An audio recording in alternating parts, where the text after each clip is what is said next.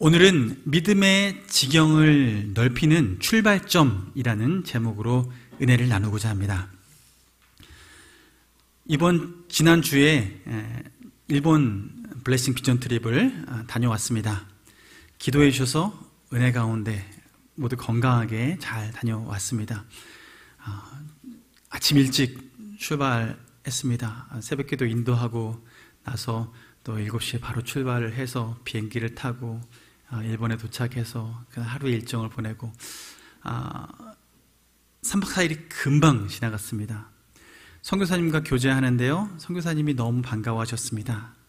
그리고 선교사님은 선교지 현장을 너무나 우리에게 이렇게 알려주고 싶으셔서 저희가 도착했을 때 다른 교회 팀이 와서 그 교회를 통해서 순교에 대한 이야기를 듣고 이제 가는 코스가 있는데 받고 있더라고요. 그래서 저희가 그 자리에 함께 하기도 하고 하는데 뭐든지 조금이라도 더 우리 교회 성도님들에게 주려고 나누고 싶어서 애를 쓰시는 모습을 보았습니다. 얼마나 그 마음이 귀한죠. 선교사님이 저희들을 데리고 일본의 특별히 교토에 순교의 역사가 이루어지는 그 환경 가운데 왜 지금 이 모습으로 있는지, 과거에 일본에 어떤 기독교 역사가 있었는지를 하나씩 현장 가운데 설명해 주셨습니다. 그런데 저는 처음 방문했던 이곳이 저한테 인상이 좀 깊었습니다. 일본의 현 주소를 좀 볼 수 있었고 이것이 어쩌면 이 시대의 단면이 아닌가 싶은 곳이었습니다. 신사가 일본에는 참 많이 있는데요, 일본의 신들을 모시는 그 신사가 공식적으로 일본 통계청에 따르면 2022년도에 8만 7천여 개가 있다고 합니다. 그리고 비공식적으로 자그마한 신사까지 합치면 10만 개 정도가 있다라고 얘기해요. 곳곳에 그렇게 있는 거죠. 다양한 신들을 모시고 있는 거예요. 그런데 선교사님이 저희 팀을 데리고 갔던 한 신사는요, 그곳은 풍요의 신을 모시는 곳입니다. 그래서 후시미 이나리 신사라고 하는 곳인데요, 여우를 모시는데 여우가 그 입에 그 볕단을 딱 물고 있어요. 그 당시에 그 풍요로운 것은 볏짚, 쌀 아니겠습니까? 그 신을 모시는 곳에 이렇게 가면요, 가니까 도착하는데 웅장하더라고요. 큰 기둥이 서 있습니다. 돌이라는 기둥이 딱 서 있는데요, 그 기둥을 보고 들어가는데 그런 도리가 여러 개 있는 거예요. 와, 이렇게 많이 있나? 왜 이렇게 많이 있나 싶은데 선교사님에게 이야기를 듣습니다. 여기는 풍요의 신을 모시는 곳이기 때문에 개인이나 기업에서 번창을 원해서 그 마음의 기원을 가지고 이 신사에 후원금을 내면 기둥을 하나씩 세우는 거예요. 기둥을 세우고 거기에 이름을 새기고 하는 그런 일을 하는데, 들어가 보니까 처음에 있는 큰 기둥과 그 안쪽에 들어가니 그것보다 조금 작은 기둥이 툭툭툭 서 있고, 좀 한참 올라가니까 또 그거보다 작은 기둥이 툭툭툭 서 있어서 한 1000여 개의 기둥이 이렇게 있다고 해요. 그곳을 돌아보는데요, 제가 사진으로 잠깐 찍었습니다. 보시면 사람들이 무르르 몰려가죠. 관광객들이 쭉 올라가는 거예요. 저희도 그 틈에 따라서 한번 쭉 올라가 봤습니다. 전설에 의하면 저기를 들어갔다가 저 문이 양쪽으로 있는데 한쪽으로 갔다가 끝까지 가서 한쪽으로 내려오면 복이 많다, 뭐 이런 얘기가 있어서 많은 사람들이 이렇게 줄지어서 갑니다. 이렇게 쭉 가는데 기둥이 참 많죠. 얼마나 많은 사람들이 저 기둥을 세웠겠습니까? 자기의 인생의 번창을 위해서. 쭉 올라가다가 잠깐 뒤를 돌아봤습니다. 뒤를 돌아봤더니 뒤에 보니까 글씨가 기둥에 서 있는 거예요. 그 기둥이 누가 얼마만큼 기증을 했는지에 대해서 이름이 써 있고 기증한 때가 적혀져 있습니다. 와, 이렇게 많은 사람들이 이곳에 이렇게 기증을 하고 자기의 인생의 번창을 위해서 살고 있구나. 이 기둥이 큰 것부터 작은 것까지 차례 있는 거예요. 저희가 돌아갈 때 나갈 때 큰 기둥을 바깥에서 한 번 더 보았습니다. 돌이라는 이 기둥이요, 사진을 보시면 저렇게 큰 기둥이 있어요. 사람보다 크죠. 이건 대문 앞에 있는 기둥인데 성과 속을 나눈다고 합니다. 앞과 뒤를 보면. 근데 그 뒤에, 저 기둥 뒤에 이건 또 누가 기증했을까? 누가 최고로 많이 기증했을까? 봤더니 올해 기증한 사람 이름이 딱 나와 있는 거예요. 저는 이 기둥이 세워진 지 오래됐으니까 옛날 사람 이름이 써 있겠다 싶었는데 최근에 이 사람이 이름이 써 있었어요. 생각해 보니까 이 기둥을 세우고 매해마다 다시 부수었다 세울 수 없잖아요. 그러니 기둥을 색깔로 매년마다 다시 칠하고 거기다가 이름을 다시 적는구나, 이런 생각이 들었습니다. 그러니 해가 갈수록 이 페인트의 두께는 얼마나 더 두꺼워질까, 시간이 갈수록 이 부피는 얼마나 더 커질까. 어쩌면 그 부피가 인간의 욕망의 부피와 비례하지 않는가라는 생각을 하게 되었습니다. 여러분, 저는 그 모습을 보는데요, 그 신사 옆에 이 큰 기둥을 세우지는 못하지만 조그마한 명패를 걸어 놓을 수 있는 이벤트를 하고 있었습니다. 근데 그 이벤트는 돈을 내고 하는 이벤트예요. 그러니 돈 내고 하는 이벤트니까 사람들이, 관광객들이, 한 번도 이거랑 상관이 없는 사람들이 와서 그곳에서 돈 내고 그리고 이름 적고 거기다 소원을 빌고 걸어 놓는 거죠. 제가 그 모습을 보고 돌아와서 묵상하면서 팀원들과도 나누긴 했는데 이런 생각이 들었습니다. 이분들은 누구에게 기도하고 또한 어떤 기대감을 가지고 있을까? 여러분, 이날이 이 신사에 갔을 때 여우라는 신상을 놓고 간절히 번창을 기원하는 그들에게 지금 이 돈을 내고 명패를 걸었을 때 그 우상이 그 응답을 해줄 수 있을까요? 없을까요? 성경은 말합니다. 돌멩이와 같다라고 얘기를 합니다. 생기가 없다라고 얘기합니다. 그래서 예레미야 10장 14절 말씀에는 사람마다 어리석고 무식하도다. 은장이마다 자기의 조각한 신상으로 말미암아 수치를 당하나니 이는 그가 부어 만든 우상은 거짓 것이요 그곳에 생기가 없음이라. 이게 팩트인 거죠. 이게 진짜인 거예요. 그런데 그러면 아무런 의미가 없는 거네, 해도 괜찮겠네 라고 생각할 수 있겠죠. 그러나 여기 한 단계 더 나가야 합니다. 우리의 싸움은 혈과 육의 싸움이 아닙니다. 이 세상 어둠의 세상 주관자들과의 싸움인 것을 기억해야 합니다. 그러므로 그 아무 의미 없는 돌신상 뒤에 무엇이 있는가라는 거예요.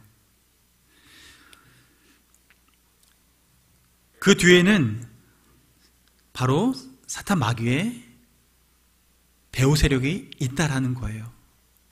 그래서 고린도 전서에는 우리에게 그 신상에게 절하는 것이 우상에게 절하는 것만으로 끝나지 않고 귀신을 섬기는 것이다 라고 얘기하면서 어찌 사람이 하나님과 귀신을 겸하여 섬길 수 있겠느냐 라고 얘기하고 있는 거죠.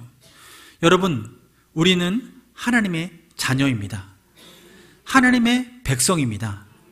그러므로 우리의 믿음의 고백과 우리의 믿음의 행동은 분명해야 합니다. 그런데 그렇게 우상을 숭배하는 그 문화권 안에 외국인들이 들어가니까요, 전혀 상관없는 사람들이 동일하게 그 일을 벌이고 있는 거예요. 문화라는 이름 아래 마치 어떤 액티비티를 하듯이 내가 어떤 경험을 해보는 것으로 이번에 새로운 경험을 한번 해봤어 라고 하는 경험치를 쌓아가는데, 그러나 그 뒤에서 웃고 있는 대상은 누구일까? 사탄 마귀는 그 배후에서 그것을 즐기고 있을 것입니다. 그렇다면 한편으로 누가 마음 아파할까요? 하나님 아버지는, 지금도 살아계신 하나님 아버지는 그 모습을 보시면서 아파하시는 거죠. 일본 땅이 지금의 모습처럼 그렇게 모든 곳에 곳곳에 우상이 세워져 있는, 신사가 세워져 있는 땅은 아니었습니다. 일본 땅은 우리나라보다 훨씬 전에 복음이 들어갔습니다. 16세기에 먼저 복음이 들어갔어요. 우리나라는요, 1900년대에 주님께서 우리나라에 복음을 흘려보내주셨고, 우리 교회 같은 경우도 성결교단도 그 복음을 그때 받아들였습니다. 1600년대에 16세기에 복음을 받아들이는 일본 땅, 그때는요 선교사들이 와서 곳곳에서 복음을 전하고 75만 명 이상의 사람들이 복음을 듣고 예수 믿는 민족이었습니다. 그런데 그때 이 상황을 활용했던 사람이 누구냐면 정치인들이에요.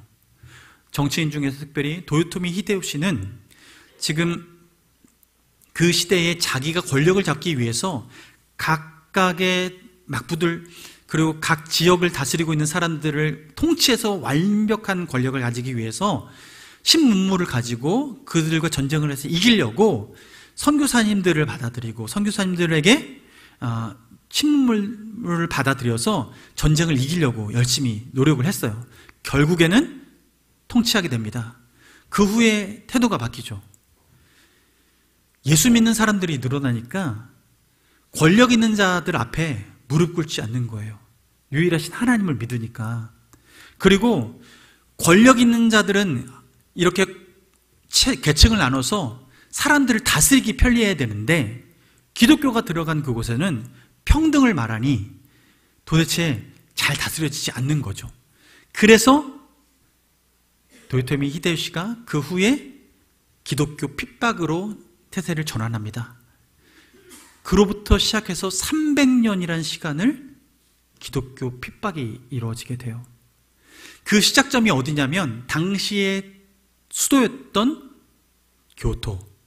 교토에서 예수 믿는 사람 24명을 잡아서 그들을 끌고, 이제부터 예수 믿는 사람들은 큰일 당한다, 위험하다, 더 이상 믿지 말아라는 것을 본을 보이기 위해서 교토로부터 나가사키까지 800km를 그들을 끈에 칭칭 매달고 이동을 합니다.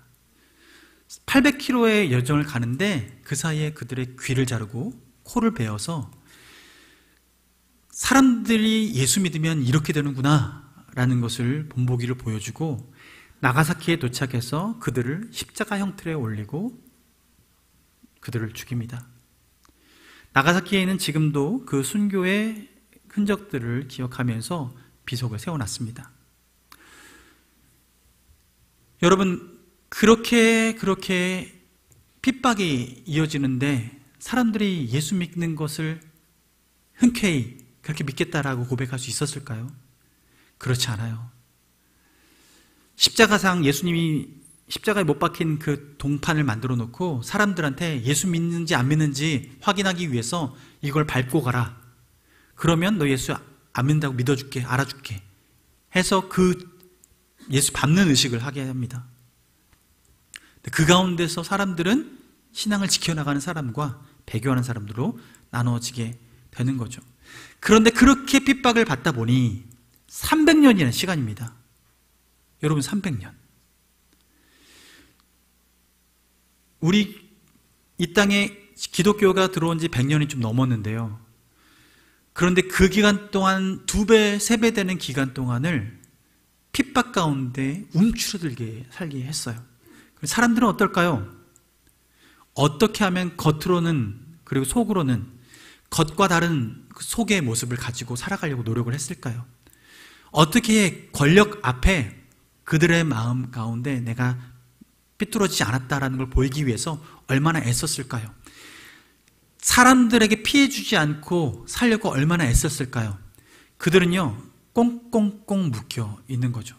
그리고 그들의 번창을 위해서 곳곳에 왕이 드디어 그때부터는 우상을 만들게 했고 신사를 만들게 했고 절을 만들게 해서 관심을 개인의 번창에 초점을 맞추게 하고 개인의 안위에 초점을 맞추게 해서 곳곳에 신사가 이루어지는 그런 일들이 벌어지게 된 겁니다. 여러분, 그런 문화 가운데 지금 일본 땅이 있어요. 오늘요, 읽었던 본문은 예수님께서 빌립보, 특별히 가이사랴라고 말하는 빌립보 가이사랴 지방에 도착했을 때 이 말씀을 전하시는 이야기입니다. 이 빌립보 가이사랴 빌립보라고 하는 이 지역에는요, 어떤 특징이 있냐면 당시에 이교도의 신상들이 많이 세워져 있는 그런 지역이었습니다. 예수님께서 그 이교도의 신상들이 가득 세워져 있는 그곳을 지나가면서 제자들과 담소를 나누는 거예요. 이야기를 하는데 묻죠. 사람들이 나를 누구라고 하느냐? 라고 물어요. 그랬더니 이렇게 대답합니다. 14절 말씀의 본문에 보면 이르되 더러는 세례 요한, 더러는 엘리야, 어떤 이는 예레미야나 선지자 중에 하나니라, 이렇게 얘기합니다. 여러분, 지금 호명된 사람들 좋은 사람입니까? 나쁜 사람입니까? 좋은 사람이죠. 우리가 추앙할 만한 분들입니다. 존경할 만한 분들입니다. 자, 여러분이 예수님의 입장이 되어 보십시오. 여러분에게 주변 사람들이 이렇게 여러분을 대합니다 라고 얘기했을 때 여러분이 예수님의 입장이라면 여러분은 기분이 좋겠습니까? 나쁘겠습니까? 네? 나쁘시겠습니까? 좋으시겠습니까? 그래도 이상한 사람 아니잖아요. 악인들은 아니잖아요. 그렇게 얘기하는데 저는요, 곰곰이 생각해 보니까 예수님 입장이라면 저 말을 들었는데 기분이 조금 나빴을 것 같아요. 왜냐하면 예수님은 그런 선인들 중에, 그런 능력자 중에, 존경받을 만한 중에 한 사람이 아니라 유일하신 하나님이시기 때문입니다. 예수님은 하나님이신데, 창조주신데 피조물 중에 한 사람이라고 그렇게 얘기한다면 어떨까요? 마음이 좀 섭섭하지 않겠습니까? 여러분에게 누가 지나가다가 아유, 개를 닮으셨네요, 이렇게 얘기하신다면 개상이십니다, 고양이상이십니다, 예쁘게 보인다고 말하는 그 뉘앙스로 들을 수 있겠지만 우리가 그렇게 취급받으면 기분 좋으시겠습니까? 말 잘 듣는 개인데요, 충성스러운 개입니다, 제가 말하면 죽은 채라도 합니다, 얼마나 좋은데요. 그러나 여러분, 우리가 내 본질이 가감되고 다른 피조물로 여겨진다면 속상했을 거예요. 그런데 예수님께서 그 얘기를 듣고 얘기하는 거예요. 예수님을 멀찌감치 예수님을 관람했던 사람들은 지금 좋은 사람, 세례 요한 같은 사람, 엘리야 같은 사람, 위대한 사람 중에 한 사람으로 그렇게 여기는데 제자들에게 다시 묻죠. 나와 함께 있었고 같이 밥 먹고 같이 잠자고 지냈던 그 제자들에게 다시 질문을 합니다. 그렇다면 너희들은 나를 누구라고 하겠느냐? 이 질문을 듣고요, 침묵 가운데 있는 그 순간 잽싸게 움직이는 사람이 있는데 바로 베드로입니다. 다혈질, 실수가 많은 다혈질의 베드로가 대답을 하는데요, 이때만큼은 얼마나 용케 대답을 했는지 뭐라고 답합니까? 주는 그리스도시요 살아계신 하나님의 아들이시니이다. 아멘. 예수님께서 이 말씀 딱 듣고 배시시 웃지 않으셨을까 싶습니다. 이럴 때도 있네. 정답을 얘기할 때도 있네. 정확하게 얘기한 그 고백. 그런데 예수님께서는 이 부분에 주석을 달죠. 17절에 얘기합니다. 17절 말씀 제가 읽어드릴게요. 예수께서 대답하여 이르시되 바요나 시몬아 네가 복이 있도다. 이를 내게 알게 한 이는 혈육이 아니요 하늘에 계신 아버지시다. 네 머리로 이렇게 알 수 없어. 하나님이 깨우쳐 주신 거야. 성령님이 깨우쳐 주신 거야. 지금 그렇게 얘기하고 있는 거죠. 하나님이 원하시는 답을 하나님께서 가르쳐 주셔서 그것을 대답하게 했다라는 거예요. 베드로는 그렇게 대답을 합니다. 주는 그리스도시요 살아계신 하나님의 아들이십니다. 여러분은 어떻습니까? 여러분은 예수님을 어떤 분으로 여기고 살고 있습니까? 어떤 분은 예수님이 내 건강을 좀 회복시켜줘서 날 건강하게 만들어줄 수 있는 분, 어떤 분은 우리 자녀를 취업시켜줄 수 있는 분, 어떤 분은 우리 자녀 결혼시켜줄 수 있는 분. 우리 인생에 무엇인가 다른 선한 사람, 그리고 지혜 있는 사람들을 통해서 받을 만한 것들을 예수님께 요청하면서 그것을 채워주면 만족하는 삶을 혹시 우리는 그렇게 생각하고 살고 있지는 않은지. 어쩌면 그렇다면 오늘 사람들이 세례 요한, 엘리야, 예레미야 선지자 중에 한 사람입니다 라고 얘기했을 때 그 고백은 무엇으로 여길 수 있는 거냐면, 일본의 많은 신사들 중에서 그 존경스러운 사람 그 한 사람을 신사를 만들어서 우상 숭배하는 것처럼 그렇게도 만들 수 있는 대상이다 라고 얘기하는 것과 같은 거죠. 그래서 일본은요 여러 가지 신사가 있는데요, 에디슨 신사도 있다라고 얘기해요. 에디슨, 전구 만든, 밝게 빛나는, 그게 너무나 위대하니까 그 사람도 존경하는 마음으로 신사를 만들어 놨어요.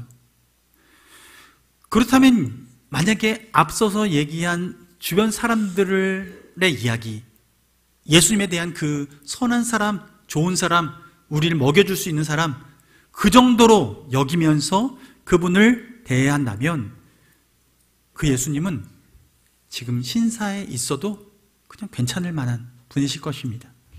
그런데 오늘 예수님께서는 제자들에게 어떤 대답을 듣습니까? 주는 그리스도시요 살아계신 하나님의 아들이십니다. 여러분, 이 믿음이 있으십니까? 주는 그리스도이십니다. 그리스도가 무슨 뜻입니까? 기름 부음 받은 자라는 뜻이에요. 메시아라고도 말하기도 하는데요, 기름 부음 받은 자, 당시에 기름은 누구에게만 붓냐면, 기름 부어서 무엇으로 구별하냐면 왕을 기름 부어서 세상 사람들과 다르게 구별합니다.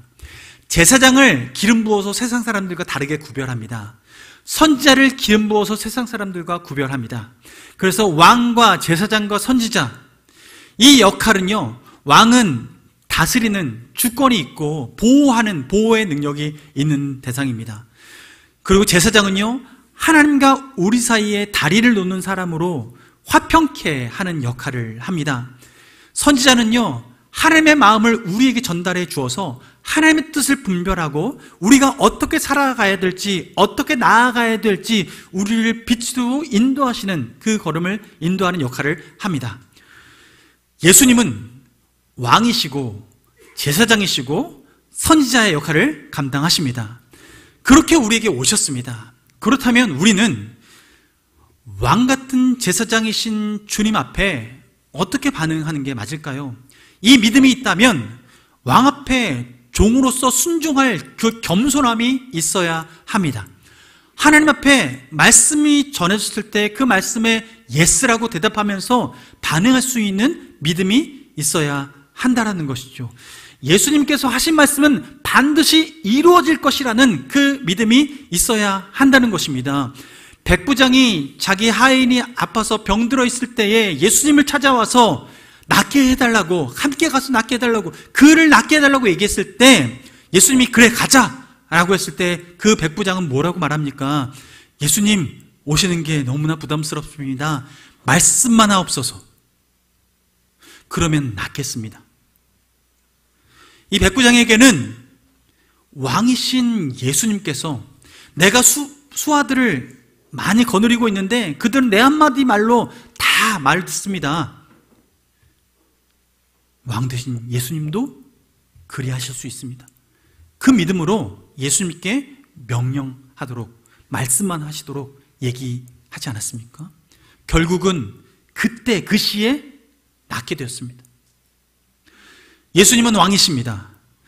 권세가 있으십니다. 능력이 있으십니다. 그분은 또한 제사장이십니다. 하늘과 우리 사이에 우리가 하나님과 화목할 수 있는 은혜를 허락해 주셨습니다. 그래서 우리는 어떤 직분을 가진 자이냐면 화평케 하는 자입니다. 화평케 하는 직분을 맡았습니다. 하나님과 그리고 이웃과 지체들과 화평케 하는 그런 직분을 맡은 자가 바로 우리임을 믿으시기 바랍니다. 그러므로 우리 입술에는 화평의 단어가 넘쳐나야 하는 거죠. 하나님, 우리가 그렇게 맡겨주셨습니다. 그 믿음이 있다면 우리는 그렇게 헌신해야 될 줄로 믿습니다. 우리를 선지자의 그 역할로 예수님을 따르게 하셨습니다. 그렇다면 우리의 앞길을 말씀이신 예수님 앞에 묻고 분별하며 나아가는 은혜가 있어야 합니다. 주님 앞에 기도하며 말씀 가운데 응답하시는 그 응답을 구하며 나아가야 합니다. 주님이 가라 하시면 가고 멈춰서라면 멈춰설 수 있는 우리가 그 결단이 있어야 하는 거죠. 베드로가 밤이 맞도록 아무것도 잡지 못했던 그 순간에 예수님이 깊은 데로 가서 그물을 던지라 하실 때 베드로는 자기 경험에 의지하지 않고 예수님의 말씀을 의지하여 그물을 내렸습니다. 그리고 그물이 찢어지도록 물고기를 거두어 올렸던 거죠. 여러분, 우리의 삶은 순종 가운데 열매가 있습니다. 하나님의 말씀에 순종 가운데 열매가 있습니다. 그 열매를 누릴 때 우리는 신앙생활 가운데 기쁨이 있고 만족이 있는 거죠. 그런 예수님은요, 죽어 계신 분이 아니라 살아계신 분입니다. 살아계신 예수님은 무덤 가운데 지금 개화하지 않으십니다. 지금도 살아계셔서 우리와 함께 하십니다. 여러분, 예수님께서 죽으시고 부활하시고 승천하신 이후에 눈으로 본 사람은 없잖아요. 그런데 한 번 눈으로 보여준 적이 있어요. 언제 보여줬냐면 스데반 집사님이 순교 당하실 때, 복음을 전하고 돌에 맞춰 순교 당할 그때에 하늘을 우러봤을 때 스데반의 눈에 무엇이 보였습니까? 하늘에 하나님 그 보좌 우편에 예수님께서 서서 바라보는 그 눈길을 보았습니다. 살아계신 예수님과 눈을 마주치는 순간이 있었어요. 그 순교의 순간에 예수님과 눈을 마주치고 결국은 그 시간을 감당해냈습니다. 예수님이 지금도 살아계시기에 그 스데반 집사님은 예수님과 함께 그 자리에 있을 것을 소망하며 그 영원한 생명에 동참할 것을 믿으며 그는 그 순교의 걸음을 걸어갔던 거죠. 바울을 보십시오. 바울은 예수 믿는 자를 핍박하고 죽이려 했던 사람입니다. 다메섹에 갈 때도 예수 믿는 사람 잡아 죽이려고 갔습니다. 그러다 그가 가던 중간에 빛 가운데 한 분을 만나는데요, 음성이 들립니다. 누구십니까? 물었더니 나는 네가 핍박하는 예수라.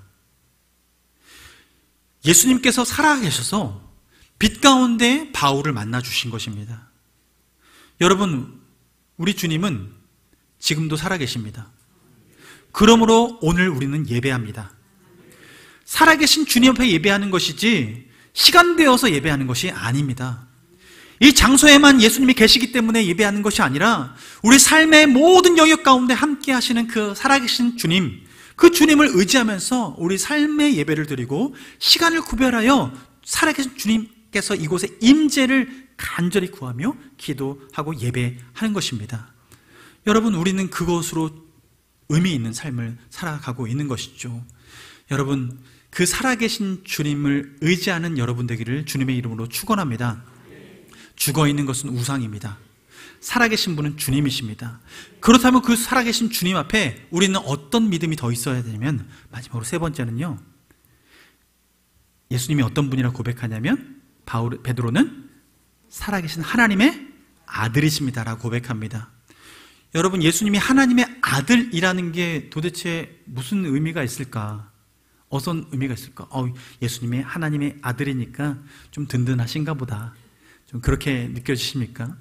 근데 여기서 중요하게 알아야 될 것은 무엇이냐면, 예수님께서 하나님의 아들이라는 얘기는 하나님과 본질상 그 질적인 같은 질이라는 거예요. 본질적으로 같다라는 거예요. 여러분, 우리 인간 중에서 혹시 원숭이를 낳았다라고 하시는 분 계십니까? 임신했는데 갑자기 나와봤더니 원숭이더라. 물론 저는 태어났을 때 너무 털이 많이 있어가지고 어머니께서 얘가 사람인가 아닌가 막 궁금해했다고 하는데요. 여러분, 사람은요, 사람을 낳습니다. 혹시 주변에 토끼가 개구리를 낳았다라고 하는 걸 들어보신 적 있으십니까? 아닙니다. 종은 종을 낳습니다. 그 해당 종이 해당 종을 낳는 거예요. 인간이 인간을 낳는 거예요. 하나님의 본체이신 예수 그리스도, 예수님은 보이지 않는 하나님을 우리가 알게 하기 위해서 보이는 분으로 이 땅에 육신을 입고 오신 분입니다. 그러나 본질상 하나님과 동등한 분이신 거죠. 같은 질을 가지고 계시는 거예요. 그러니 그분을 우리는 하나님이라고 부르는 겁니다. 하나님과 같은 질을 가지고 계시기 때문에 우리는 하나님이라고 해요. 그래서 우리는 삼위일체 얘기하면서 어떻게 세 분이 하나야, 이 개념이 아니라 그 질적으로 하나님이라는 질을 같이 가지고 계신, 누구도 그곳에 범접할 수 없지만 그러나 그 질을 가지고 계신 그 예수님, 우리는 그분을 믿는 것이죠. 그러므로 우리는 하나님의 아들 예수 그리스도를 믿는다라고 할 땐 하나님을 믿는다라고 고백하는 것입니다. 하나님 앞에 우리 삶을 드리는 거예요. 여러분, 하나님께서는 그 은혜가, 그 하나님이신 예수님이 우리에게 어떤 의미가 있는지 좀 더 살펴보면 요한복음 10장 30절 말씀에 이렇게 예수님이 고백합니다. 나와 아버지는 하나이니라 라고 얘기해요. 예수님과 하나님 아버지가 하나라는 거예요. 본질상 동일하다는 거죠. 그런데 이게 우리에게 무슨 유익이 있을까? 그 앞에 절을 살펴보면요, 28절과 29절 말씀에 이런 얘기를 합니다. 예수님께서 얘기하시는 거예요. 내가 그들에게 영생을 주노니, 예수님이 우리에게 영생을 주시는데 영원히 멸망하지 않을 것이라고 약속해 주십니다. 그리고 그 뒤에 뭐라고 하십니까? 그들을 내 손에서 빼앗을 자가 없도다. 하나님의 그 권세 아래, 예수님의 그 손에 움켜짐을 당한 그 품에 안긴 모든 사람들은 그 어떤 사탄의 권세도 범접할 수 없고, 그 어떤 사탄의 권세가, 사탄이 가야 될 그 지옥에 자신이 갈 때 우리를 끌고 갈 자가 없다라는 거예요. 모든 사람들이 하나님의 그 그늘 아래 보호를 받는다라고 얘기하는 거죠. 그 권세가 어디서 오냐 하면 예수님께서 하나님과 하나이시기에 라는 거예요. 그 29절 말씀에 뭐라고 하시냐면, 그들을 주신 내 아버지는, 예수님의 아버지는 만물보다 크심에 아무도 아버지 손에서 빼앗을 수 없느니라. 하나님 아버지의 권세는 모든 천지 만물을 창조하신 창조주의 권세이십니다. 그런데 예수님과 하나님 아버지는 동일하셔서 이 권세를 예수님에게도 동등하게 누리게 하시고, 결국 예수님께서 우리에게 영생의 선물을 주셨을 때에 그 영생의 선물을 빼앗을 자가 아무도 없다라는 거예요. 여러분, 이 시간 내가 예수 믿는데 지옥 가진 않을까? 라고 염려하시는 분이 계시다면 여러분 안심하십시오. 우리 주님이 그 어떤 사탄의 권세로부터 우리를 보호하시고, 그리고 우리를 영원히 그 주님의 품 안에 안아 주실 것입니다. 이것이 주님이 우리에게 약속하시는 거죠. 그래서 우리는 사도신경의 고백들과 여러 고백을 통하여서 우리의 믿음, 내가 하나님의 아들 예수 그리스도를 믿는다라고 고백하는 거예요. 여러분, 그러므로 우리는 그 권세 아래 보호받는 자가 되어집니다. 하나님의 아들이신 예수님께서 하나님과 동등하게 그렇게 보호받는 삶을 사셨다면, 우리도 예수 그리스도로 말미암아 생명을 얻은 우리도 하나님의 자녀로서 그 보호를 받는 은혜가 있다는 거예요. 더 나아가서 우리가 하나님과 함께 영원한 나라에서 통치할 권세를 얻게 되었다는 거죠. 여러분, 이것이 얼마나 감사합니까? 그런데 우리는 여전히 혹시 이런 마음이 있지 않습니까? 내 삶에 누군가가 도와주는 그 도움 손길이 주님으로부터 오길 바라는데, 우리가 믿는 예수님을 향한 그 고백이 주님은 그냥 선한 사람입니다 라는 고백으로 끝나지 않은지, 혹시 그냥 예수님은 성인 중에 한 사람이지 공자, 맹자 이런 여러 사람들 중에 좋은 말씀 많이 해주는 사람이지. 그래서 어떤 분은 주일날 설교 말씀 듣고 저랑 악수하면서 오늘 강연 잘 들었습니다 라신 말씀하시는 분이 계세요. 여러분, 저는 강연하지 않습니다. 저는 주의 말씀을 대언합니다. 살아계신 하나님, 그분의 말씀 앞에 우리가 서는 것입니다. 우리가 예수님을 어떻게 생각하느냐에 따라서 우리는 그에 걸맞는 반응을 해 나갑니다. 예배당에 앉아있지만 여전히 예수님을 구주라 믿지 못하고 살아계신 분이라 믿지 못하고 하나님의 아들이라 믿지 못하고 그냥 예전에 살았던 좋은 사람, 어쩌면 신화 같은 존재, 내가 눈으로 보지 못했으니 그냥 신화와 전설처럼 여겨지는 그 한 존재라고 여기면서 살아가는 분들도 있습니다. 그러나 여러분, 우리 하나님은 살아계십니다. 우리 예수님은 살아계십니다. 하나님의 아들이십니다. 하나님이십니다. 왕같은 제사장이시며 우리에게 말씀을 주시는 선지자의 역할을 감당하시는 분이십니다.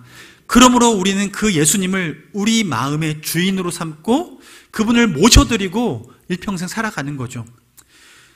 지난주에 신앙의 지경을 넓히라 라고 여러분에게 도전하고 지난 금요일날 믿음의 지경을 넓히라 말씀드렸습니다.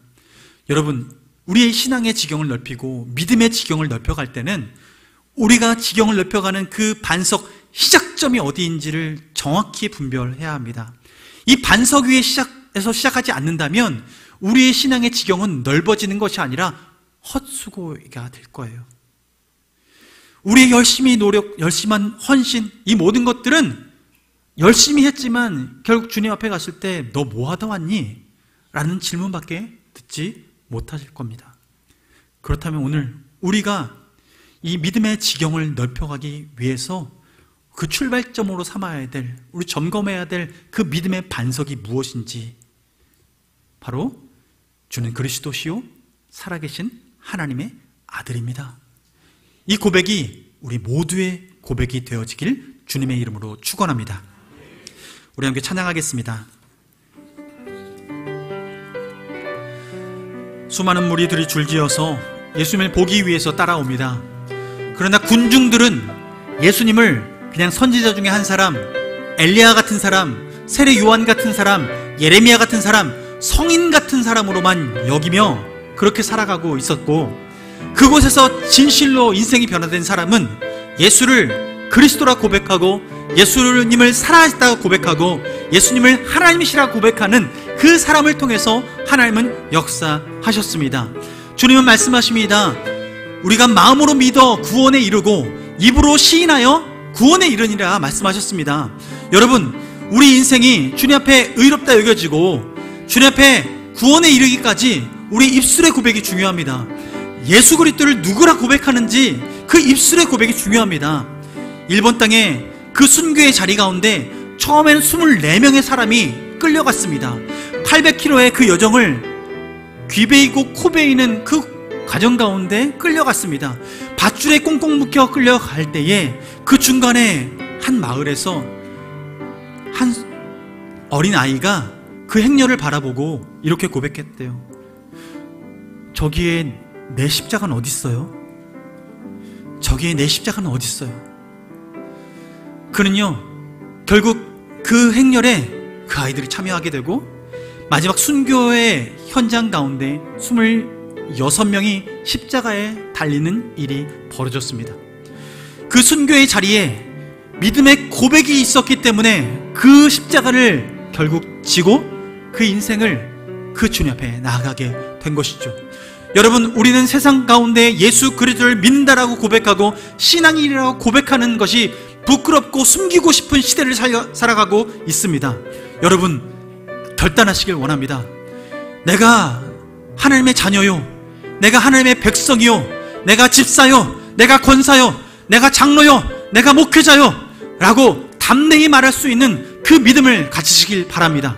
그러므로 우리가 그 믿음의 반석 위에 세울 때에 하나님께서 그 믿음의 반석 위에 세상의 권세가 틈탈 수 없고 무너뜨릴 수 없는 하나님의 교회가 세워진다고 말씀하셨기에 여러분, 내가 그 교회를 세우는 한 사람이 되겠습니다. 주님, 내가 그 한 사람이 되기를 원합니다. 그 고백이 우리 삶에 넘쳐나고 그 고백의 흔적들이 넘쳐나는 우리 모두가 되기를 원합니다. 우리 함께 이 마음을 가지고 함께 찬양하며 나아가겠습니다.